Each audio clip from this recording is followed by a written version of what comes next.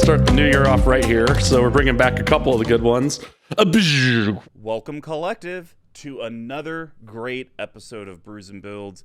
And this episode could not have been done except by our amazing patrons. Whether you're part of the Collective, Squeeze Choir, BigTucks, Mr. Combo, Storm Count, it doesn't matter. We love you guys and thank you for the support.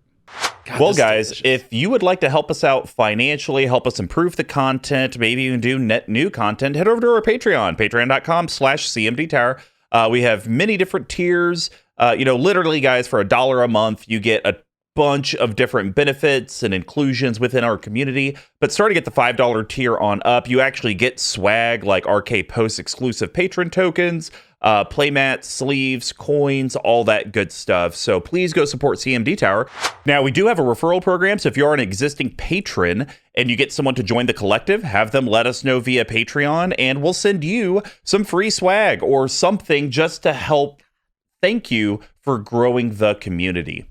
Now, if you can't do a monthly program, but you would like to actually pick up some of the merch that we talk about, head over to our store, cmdtower.com/merch. The exciting thing is that we do have our foil Brews and Builds Constellation playmat for sale. They're only $25, white stitched, real thick.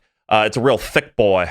Now, we wouldn't be able to do this episode without the glorious Squee McGee. He is our audio editor and is helping out with Brews and Builds for a little bit with our video editor. So Squee does run all of the audio editing at MTG Action 4 News, does run Rich Chaos Records, and just a genuine great guy. He's in the Discord, he loves to troll people, and he does have the deck that shall not be named. So redacted for real, deck. Go follow him on Instagram, Rich Chaos Records. Go follow him on Twitter. And if you need any editing from an audio perspective, hit him up. He'd be happy to help.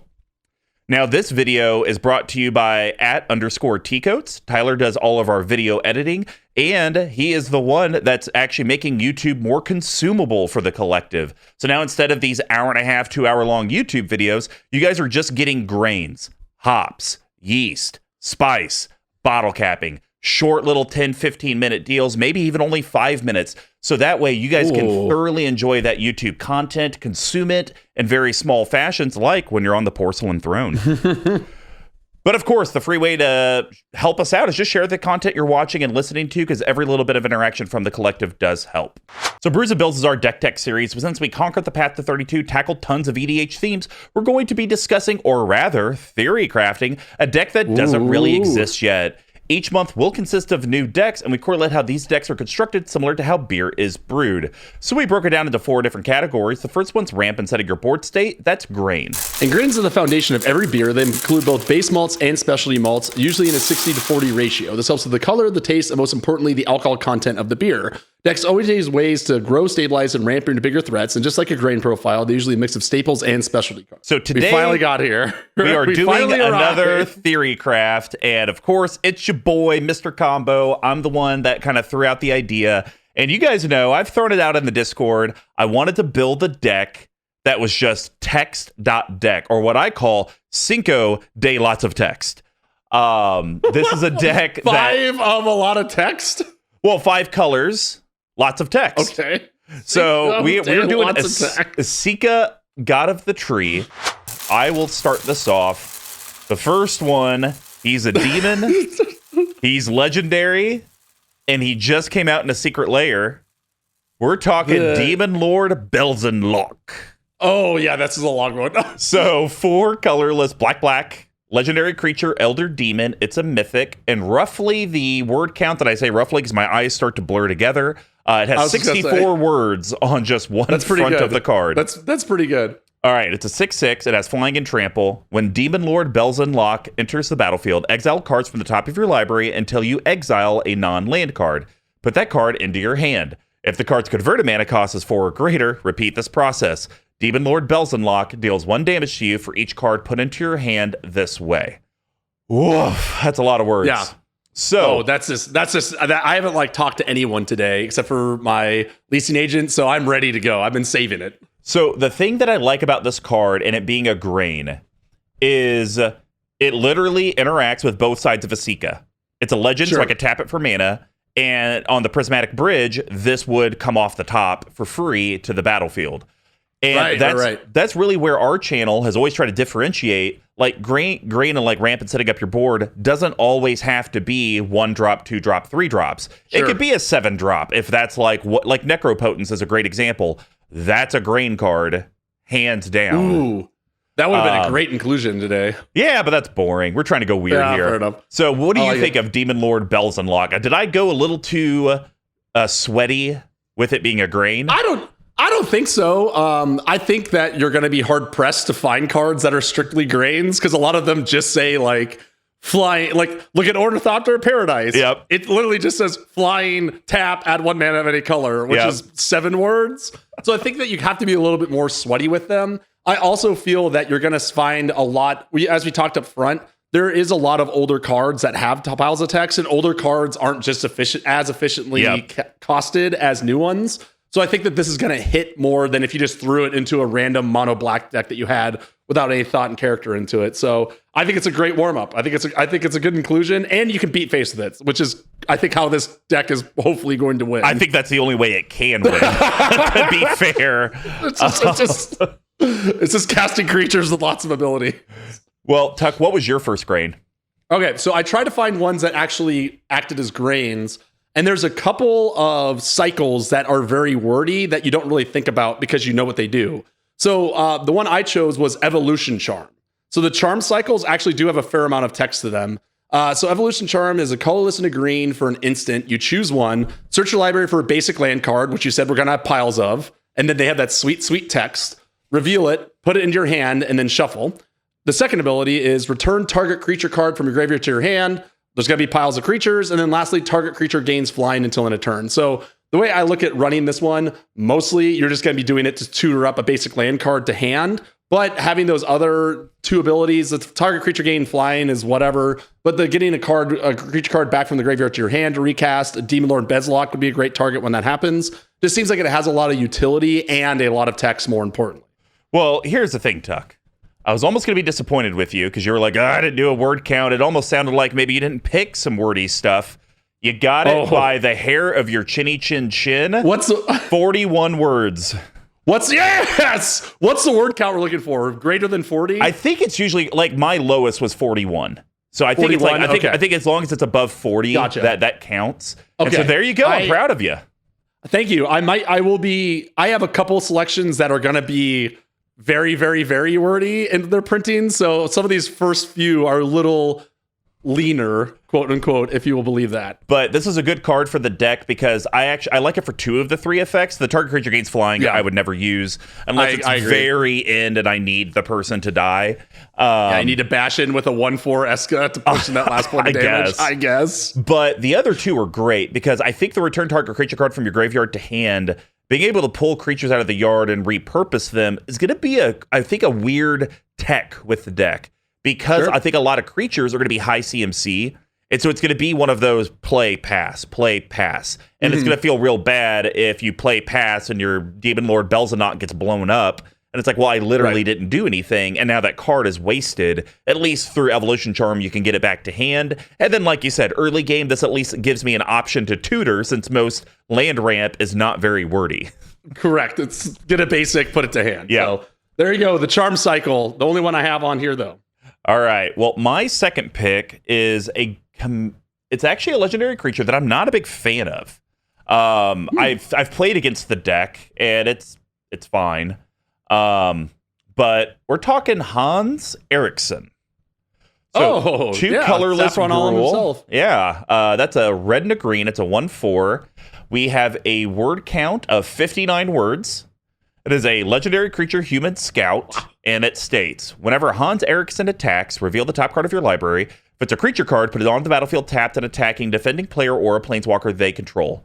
Otherwise, put that card into your hand. When a creature is put onto the battlefield this way, it fights Hanseriksen. And part of the word count is the flavor text, which I'm not doing a voice, but nothing could ruin such a fine day, Safi.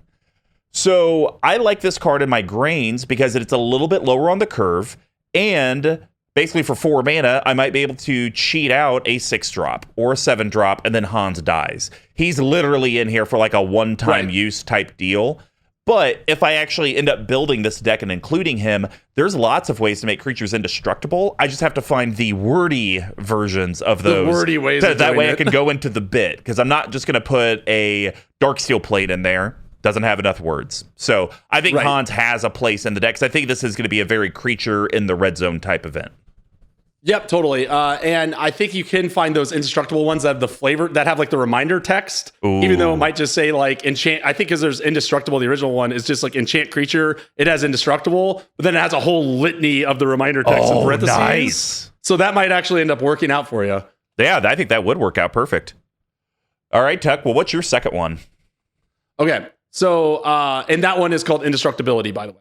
So this one, you know, I wanted to go with kind of some older cards, but I wanted to go with ones that have a little bit more juice in them. So Wheel of Fortune is great, but it's very short.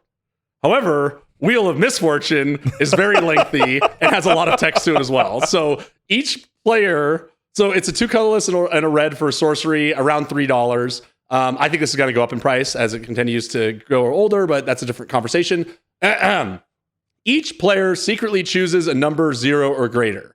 Then, all players reveal those numbers simultaneously and determine the highest and lowest numbers revealed this way. Wheel of Misfortune deals damage equal to the highest number to each player who chose that number. Each player who didn't choose the lowest number discards their hand, then draws 7 cards. And the word count is at 63 words. 63? Okay, good. Excellent. So I don't know how much I don't know how much utility or how much of a combination you're going to have with a wheel in this deck. Who knows? But at worst case, you're getting a new grip. Yeah. And I think the funniest thing of this card is this was printed in 2020. Like, they're still making cards that are this obtuse and literally have to stop. Like, the whole table stops and like, wait a minute. What? Yeah, so if I choose the most life, what happens? But if it's tied, then something else happens. Yep. And then who's losing life? Who's actually wheeling? I love it. One time when I played 4 decks against themselves by myself and drove myself slightly insane, several of the players did not understand how it really worked. I had to go and reread it again, and they completely forfeited their turn because of that. So I like the pick because it's in theme with the deck. It's in theme with a grain. I don't like the pick because I literally don't run this card because it seems too confusing to run. It's too confusing. There's too much text. It's perfect. So yeah, sure. I guess if I want to make everyone rage quit even more, let's also play confusing cards on top of me reading rainbowing their asses for an hour and a half. Oh, we're just starting. We are just starting.